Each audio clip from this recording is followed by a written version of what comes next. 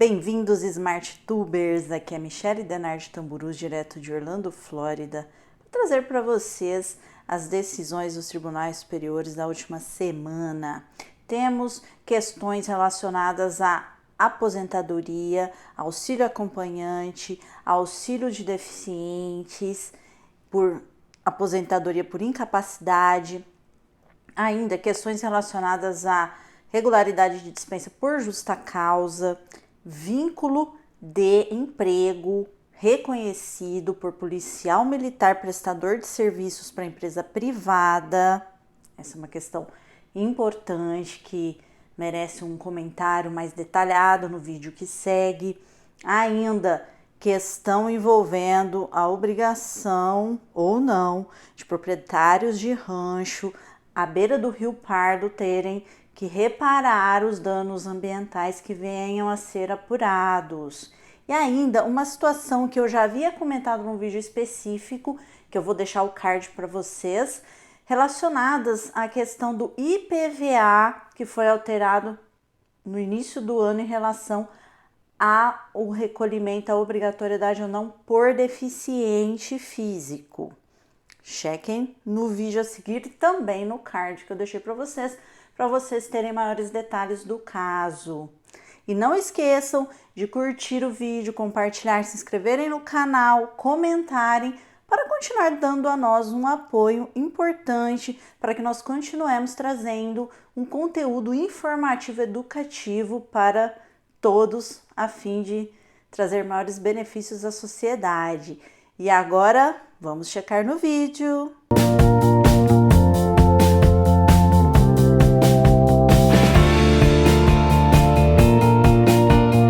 Iniciando nossos comentários pelo Supremo Tribunal Federal. Nós temos uma decisão aqui referente à questão de tributação, questão de pessoa jurídica, de encargos para a empresa, relacionada à cobrança de contribuição previdenciária sobre receita bruta, que foi estabelecido por lei aprovada em 2011 e com alterações de 2015, cuja proposta era desoneração na folha de pagamentos. O que ocorre é que o próprio Supremo Tribunal vem trazendo reconhecidamente situações envolvendo procedimentos judiciais que pretendem excluir da incidência dessa contribuição ICMS, no caso aqui ISS, porém a própria lei de desoneração, que é uma regra facultativa, ou seja, as empresas não são obrigadas a aderirem a essa regra, já prevê que esses tipos de impostos estarão sendo incluídas como receita bruta para efeitos dessa contribuição dessa lei em específico. Então é importante nós observarmos que, apesar das reclamações dizendo que não, que se trata de um valor que seria destinado, no caso aí à prefeitura, ISS, e não ao patrimônio da empresa, nesse caso aqui você tem uma previsão legal que vai incluir esses valores na base de cálculo. E a própria decisão do Supremo, que admite a licitude, a possibilidade de incidir essa contribuição previdenciária sobre a receita bruta, considerando incluído na base de cálculo esses impostos, é desse regime especial.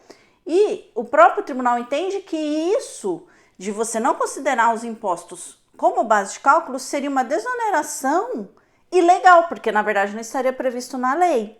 E em matéria tributária, você não pode exigir ou deixar de exigir algo se não houver lei específica sobre essa questão. Então, nesse caso, foi considerada lícita, regular, a incidência desse valor de contribuição sobre o imposto sobre serviços. Agora, uma questão que envolve o INSS se refere à possibilidade ou não de se obrigar o INSS o pagamento desse auxílio acompanhante para todos os tipos de aposentadoria que forem concedidos, justamente por se tratar de uma questão de assistência social. Ocorre que, nesse caso específico, esse auxílio acompanhante só é previsto na lei como sendo possível o pagamento quando se trata de aposentadoria por invalidez permanente e que precisa ter alguém para auxiliar esta pessoa para as funções básicas do dia a dia. Então, nesse caso, o Superior Tribunal de Justiça havia concedido esse tipo de auxílio acompanhante para todas as categorias de aposentadoria, porém o Supremo decidiu que não seria o caso em função de a lei não ter uma previsão para isso, para todos os tipos de aposentadoria contemplados no nosso sistema previdenciário. É importante destacar aqui que foi decidido que aqueles que tiveram já uma decisão judicial transitada em julgado, prevendo autorização para o pagamento desse auxílio acompanhante, mesmo em casos que não sejam o que o Supremo agora decidiu, não terão seus direitos prejudicados, até porque você tem uma decisão transitada em julgado, então não terá seu direito prejudicado. Agora, também tem outra situação daquelas pessoas que já receberam benefício, vêm recebendo benefício, seja por decisão judicial, seja por decisão administrativa. Essas pessoas também não serão prejudicadas, porque elas não serão obrigadas a devolver esse dinheiro aos cofres públicos, no caso ao INSS, até porque se trata de uma verba alimentar. Agora, nós temos as decisões do Superior Tribunal de Justiça. Nós vamos começar falando de uma decisão referente à estipulação do valor de R$600 mil a título de danos morais em razão da perda de um ente querido da família. No caso, aí se tratou de uma mulher que faleceu decorrente de uma hemorragia no procedimento do pós-parto. E nesse caso, a responsabilização se estendeu tanto para o hospital como para o médico, que foi considerado negligente na realização do procedimento, e o plano de saúde. Os três vão solidariamente responder pelo pagamento desse valor de R$600 mil, que corrigido hoje daria R$1,5 milhão. Isso ocorreu porque o tribunal, inclusive, reduziu o valor da condenação inicial, que girava em torno de R$3,5 milhões, sob a alegação de que não se pode permitir um enriquecimento sem causa de nenhuma das partes envolvidas, obedecendo-se, portanto, princípios de proporcionalidade. Agora nós temos uma situação envolvendo questão de família, de guarda de filhos. A questão envolvia a residência em diferentes cidades dos pais dessas crianças. E a discussão girava em torno de se caberia ou não manutenção da guarda compartilhada. E nesse caso, o tribunal entendeu que a guarda compartilhada deverá ser mantida, porque não é obrigatório a convivência e permanência física dos filhos com um ou outro membro dessa família. O que implica também dizer que mesmo eles residindo em cidades separadas, a guarda compartilhada não deve ser confundida com guarda alternada, porque a guarda alternada implica nos filhos permanecerem um período determinado com o pai e o outro período com a mãe, fisicamente falando, de maneira individualizada. Agora, a guarda compartilhada, ela é mais flexível, ela atende melhor o interesse dos filhos e não exige essa presença física como na guarda alternada. E em função disso, não há a obrigatoriedade que o pai e a mãe residam na mesma cidade. Então, eles podem residir em cidades diferentes, porém mantendo essa guarda compartilhada. Uma questão envolvendo responsabilidade de corretora de imóveis pelo atraso na entrega do imóvel. O Superior Tribunal de Justiça entendeu que não é responsabilidade da corretora se a construtora atrasou na entrega do imóvel, considerando que nesse caso a corretora não agiu no sentido de induzir a erro o comprador desses imóveis. Portanto, foi afastada a responsabilidade da corretora. E agora, uma decisão de caráter político. Eu particularmente não gosto de comentar aqui decisões das cortes superiores relacionadas à política. Então, eu prefiro não comentar sobre questões políticas, mas nesse caso eu acho interessante porque envolve questão econômica, questão de natureza privada, que é o Superior Tribunal de Justiça ter autorizado que partidos políticos registrem suas marcas no Instituto Nacional de Propriedade Industrial, no INPI, para exploração econômica. E aí eu fico pensando, bom, o próprio tribunal na decisão remete à proteção que já é dada pela própria lei eleitoral, para fins, obviamente, eleitorais. Agora, para fins econômicos, essa decisão ela é inédita, porque na própria lei de propriedade industrial, você tem o artigo 124, inciso 13, que menciona que seria vedado, ou seja, proibido de você registrar essas marcas, nomes, símbolos em eventos artísticos, cita os eventos, e político. Lá tá, evento político. Então, como nós definimos um evento político, não é? E outra, autorizando-se esse procedimento, então afastaríamos a questão da aplicação do fundo partidário, então eles não precisam mais do fundo partidário, já que eles vão fazer exploração econômica para levantar fundos para suas campanhas. Então, o poder público, no caso, o povo, deveria parar de pagar tributos que sejam destinados a essa finalidade, ou os bilhões que são destinados de fundo partidário deveriam parar de ser entregues a partidos políticos que deveriam procurar fundos por um desses meios, né, que esse vai ser um deles, pelo que eu vejo, e destinar realmente para áreas de interesse da população, que é educação e saúde. Mas essa é a minha opinião, por isso que eu não gosto muito de comentar sobre política, porque as decisões de ordem política eu gostaria de vê-las como algo que revertesse em benefício do cidadão, não é? Então, por mais que me gere dúvidas, porque está expresso lá na lei, evento político. Agora, o ministro entendeu que não está escrito isso, que não está escrito vedação ao partido político de registrar o símbolo, e sim um evento político. Então, não poderia se estender a interpretação da lei sobre isso. Enfim, abriu-se uma porta para os partidos políticos registrarem suas marcas no Instituto Nacional de Propriedade Industrial e explorar isso economicamente. Não é? Deixe seus comentários aqui sobre o que vocês pensam sobre isso. O Tribunal Superior do Trabalho trouxe várias decisões importantes, inclusive relacionadas à questão de dispensa por justa causa. Nós vamos começar falando da questão de reconhecimento de vínculo empregatício de policial militar.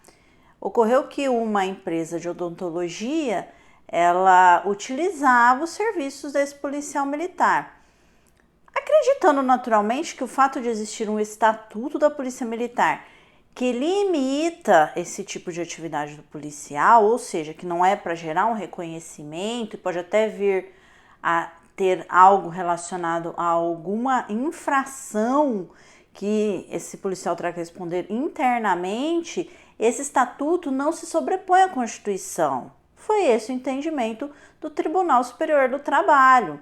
Portanto, o período que consta de 2008 a 2015, que o policial prestou serviços para essa empresa privada, deverão ser incorporados como tempo de serviço para esse policial militar. Temos agora um caso envolvendo a atuação do sindicato como substituto processual dos empregados. Aqui, nessa situação, o sindicato entrou com uma medida judicial contra uma empresa demandando direitos trabalhistas para os empregados e pediu assistência judiciária gratuita. Ocorre que o sindicato não demonstrou a condição de hipossuficiência econômica, que era essencial que ele tivesse provado para poder ser beneficiário da assistência judiciária gratuita. Então, as declarações de hipossuficiência dos empregados não são suficientes para tal situação, porque nesse caso especificamente o sindicato está atuando em nome próprio, porém na representação desses funcionários. Então, nesse caso, quem tem que demonstrar a condição de hipossuficiente é o sindicato, porque é ele a parte no processo.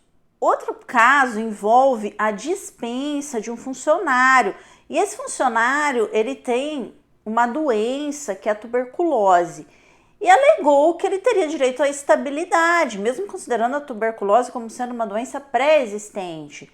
Ocorre que o tribunal entendeu que para você considerar, para fins de estabilidade, um funcionário com uma doença, essa doença tem que ser ocupacional, ou seja, a função exercida dentro daquela empresa tem que ser o veículo que provocou a doença naquele funcionário. Doenças que são pré-existentes, que o funcionário tinha antes de exercer a atividade de prestação de serviços, trabalhar para aquela empresa como um empregado, como um trabalhador, ter um vínculo empregatício com essa empresa, não é suficiente para gerar a obrigação dessa empresa em manter esse funcionário como estável. Agora aqui nós temos duas situações envolvendo dispensa por justa causa. Em uma das situações, a enfermeira faltou no feriado de Tiradentes e essa falta foi considerada como uma ausência que ensejou justa causa e o tribunal reconheceu como uma forma legítima de dispensa. Além do mais, tem uma outra situação também que uma empresa, no caso é uma indústria de peles, ela foi liberada do pagamento do 13º salário e férias proporcionais pelo reconhecimento do tribunal regularidade da dispensa por justa causa. E uma construtora que presta serviços nas rodovias foi obrigada a indenizar os trabalhadores por não garantir que eles tivessem um local de descanso intrajornada que fosse seguro para esses trabalhadores. Vocês lembram que no vídeo da semana passada eu comentei a questão de um raio que feriu gravemente um funcionário e a empresa foi responsável, porque ali havia uma situação de previsibilidade. Aqui nós temos uma exposição ao risco desses funcionários que tinham um período intrajornada de descanso exercido à beira de uma rodovia. É muito séria essa situação, envolve risco de vida a esses funcionários. A empresa, no caso a construtora, foi condenada a indenizar esses funcionários. O Tribunal Regional do Trabalho da 15ª Região vem nas últimas semanas trabalhando intensamente na divulgação do combate e erradicação do trabalho infantil, porque a exploração do trabalho infantil é algo que viola tanto as leis nacionais como internacionais, principalmente ligadas à Organização das Nações Unidas e à OIT, Organização Internacional do Trabalho. Agora eu trago para vocês algumas decisões do Tribunal Regional Federal da 3ª Região.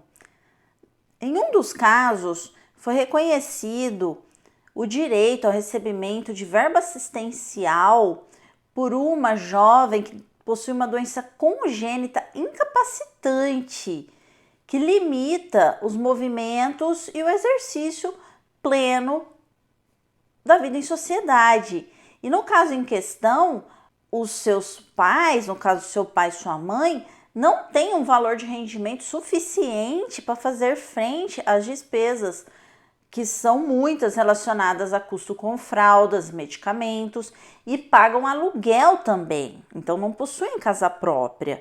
E nesse contexto, reconheceu-se que o INSS é sim obrigado ao pagamento dessa verba assistencial, não deve ser eximido por conta de uma alegação que existiria condição dessa família sustentar-se e sustentar a jovem que está nessa situação, inclusive recebendo auxílio decorrente dessa deficiência física grave. Outra situação agora envolvendo leilão de imóvel de titularidade da Caixa Econômica Federal, em que os compradores alegam aqui não serem responsáveis pelo pagamento dos IPTUs atrasados porque o banco não teria avisado que haviam esses débitos. Porém, o tribunal entendeu que é legítima a exclusão da Caixa da responsabilidade no pagamento, considerando que nos editais que são publicados pela Caixa consta que eventuais débitos fiscais e condominiais deverão ser pagos pelos compradores. Então, nesse caso, o comprador é que é responsável em fazer a verificação da existência de dívidas de IPTU, no caso tributária sobre esse imóvel, e também dívidas condominiais. Portanto, fiquem atentos quando vocês vão fazer aquisição de imóveis em leilão, no que está especificado no edital, porque você pode vir a ser responsabilizado pelo pagamento de um volume financeiro considerável, principalmente se a gente fala em questão condominial. Agora, pessoal, tem uma decisão muito importante que vocês devem observar e ter atenção quando vocês fazem a sua declaração do imposto de renda pessoa física, de que um contador e um contribuinte foram condenados por sonegação fiscal pelo uso de notas fiscais, recibos médicos fraudulentos com o intuito de reduzir o valor do imposto a ser pago ou aumentar o valor da restituição. A fraude, nesse caso, gerou em torno de R$ 82.500. Vejam que você seguir orientação que diga que você deve deixar de fazer uma declaração ou inserir documentos ali, colocar documentos que não são verdadeiros, isso corresponde a uma fraude. Ou mesmo você, contador, que tem um cliente que quer encontrar um jeitinho para se furtar das obrigações tributárias, você deve simplesmente recusar o trabalho ou se propor a fazer o trabalho corretamente, porque você poderá ser responsabilizado junto com o contribuinte. Essa foi a decisão do Tribunal Regional Federal da Terceira Região. Agora, nós vamos tratar de uma decisão do Tribunal de Justiça do Estado de São Paulo, que condenou proprietários de ranchos à beira do Rio Pardo a efetuarem pagamento de danos referentes à área de preservação. Portanto, esses proprietários vão ser obrigados a fazer a recomposição de 100 metros dessa área que fica às margens do Rio Pardo, e o que não foi possível reparar deverá ser indenizado. Vai se estabelecer um laudo técnico e, a partir desse laudo, verificar o que vai ser possível ser restabelecido e o que não vai ser possível, o custo do dano gerado por essa impossibilidade em restabelecer aquela área. E vejam que na comarca de Altinópolis, o julgamento inicial era determinando que esses proprietários de rancho parassem de praticar qualquer atividade relacionada à intervenção nessa área de preservação permanente, sob pena de multa diária de R$1.000, limitada a R$50.000.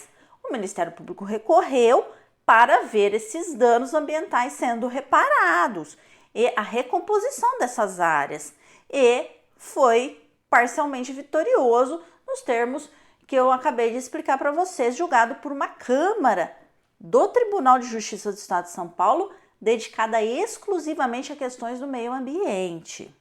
Então, vocês proprietários de áreas no interior do Estado de São Paulo, às margens dos rios, fiquem atentos para que vocês não façam intervenções que venham a gerar danos ambientais, porque vocês podem ser responsabilizados pelo pagamento de indenização em decorrência de um dano ambiental. E agora nós temos, para nós finalizarmos as nossas informações referentes às decisões dos tribunais da semana que passou, uma questão referente à manutenção de liminar para suspensão de pagamento de PVA. Eu comentei com vocês, aqui eu deixo o card novamente, em um vídeo específico que eu tratava da questão da alteração que foi feita pelo Estado de São Paulo em relação ao regime de isenção de PVA de portadores de deficiência. E, diante dessa alteração, acabou se limitando os direitos do acesso a esses portadores de deficiência a o direito de ir e vir ou mesmo de possuir um veículo que permitisse que ele efetuasse os deslocamentos necessários para o seu bem-estar e vida em sociedade. E nessas circunstâncias, a liminar que é concedida para suspender o pagamento nesses casos foi mantida agora pelo Tribunal de Justiça do Estado de São Paulo. Isso é uma boa notícia. Vamos aguardar que o julgamento definitivo desses procedimentos seja favorável ao contribuinte, considerando que nós estamos falando de uma questão de um deficiente que nem sempre vai se enquadrar naqueles requisitos legais que foram efetuados agora, nesse momento. Essa é uma decisão muito importante e vamos aguardar que todos os processos sejam definitivamente julgados nessa mesma linha de entendimento, de realmente invalidar essa lei estadual por se tratar de uma lei abusiva. Eu agradeço por terem assistido esse vídeo, agradeço por estarem acompanhando as informações divulgadas nesse canal. É muito importante para nós a sua participação, quando você comenta, quando você compartilha o vídeo, quando você espalha a informação pela sociedade, porque você trazendo esse conteúdo que vai enriquecer o entendimento das pessoas sobre os seus direitos e os seus deveres, para que elas compreendam que elas estão em uma sociedade e que às vezes ela pode até pensar, poxa, eu tô aqui para servir a essa entidade, mas na verdade você vai ter o esclarecimento que essa entidade que está lá para servi-lo, esse grupo que está lá para servi-lo e não o contrário. Eu fico contente de tê-los aqui, agradeço aos inscritos, nosso canal está crescendo, isso é muito importante para nós e espero vocês no próximo vídeo.